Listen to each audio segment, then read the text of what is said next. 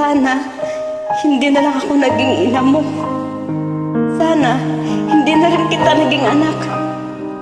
Ngayon, kung iniisip mo na hindi mo ako pinili bilang isang ina mo, sana, naisip mo rin na hindi ito ang buhay na pinili ko para sa inyong mga anak ko. Kung iniisip mo na sana binalik kita sa tiyan ko, sana, naisip mo rin na ilang beses kong ginusto na hindi na kayo pinanganak. Para hindi niyo maranasan ang hirap dito sa mundo. Pero nandito na ako. Nandiyan kayo. Kahit nandito na ako sa manglupalop ng mundo, dito dala-dala ko ang obligasyon ko sa inyo na bigyan kayo ng magandang buhay. Dahil magulang niyo ako. Hindi mo ako naiintindihan. Hindi ko hiningi lahat-lahat ng mga binigay niyo sa amin. Kaya wag may gusto noon, hindi ako. Dahil mahal ko kayo. Mahal ko kayo. Ngayon, sabihin mo sa akin, sinasabi mo na hindi kita naintindihan. Bakit, Carla? Ako ba iniintindi mo kahit minsan? Hindi.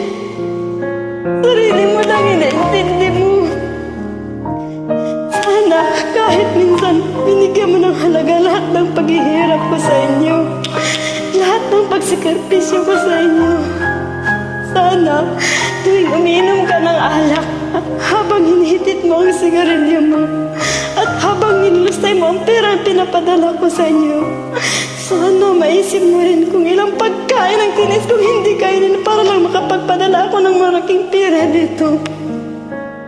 Sana, habang nakahiga ka dyan sa kutsan mo natutulog, maisip mo rin kung ilang taon kong tinis matulog mag-isa habang nangungulila ako sa pangmamahal ko.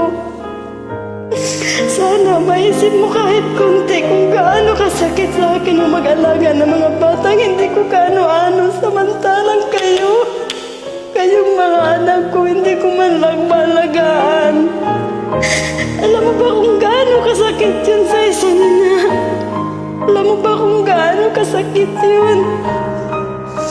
Kung hindi mo ko kayang ituring bilang isang ina, respetuhin mo na lang ako bilang isang tao.